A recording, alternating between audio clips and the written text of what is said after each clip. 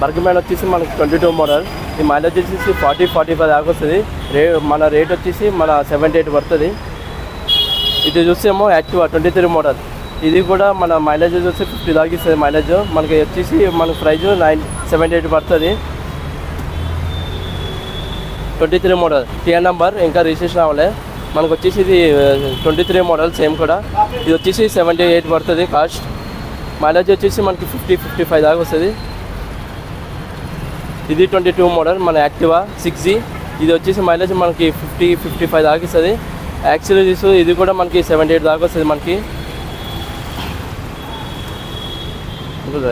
Side ఇరా 20 అన్న. ఇది 220 వచ్చేసి మనకి 2020 మోడల్. ఇది ఈ ప్రైస్ వచ్చేసి మనకి 95 పడుతుంది. మనకు వచ్చేసి మైలేజ్ 50-40 దాకా 45 దాకా వస్తుంది. మనకి మళ్ళీ పక్కన చూసేమో సేమ్ 2020 మోడల్ యాక్చువల్లీ ఇది కూడా మనకు వచ్చేసి ఇది కూడా అంతే 78 పడుతుంది కాస్ట్. ఇది వచ్చేసి మనకి మైలేజ్ 40-50 ఇస్తుంది. మనకి ఇది ఏమో 19 మోడల్ 85 పడుతుంది కాస్ట్. ఇది మైలేజ్ వచ్చేసి కూడా 45-50 వస్తుంది.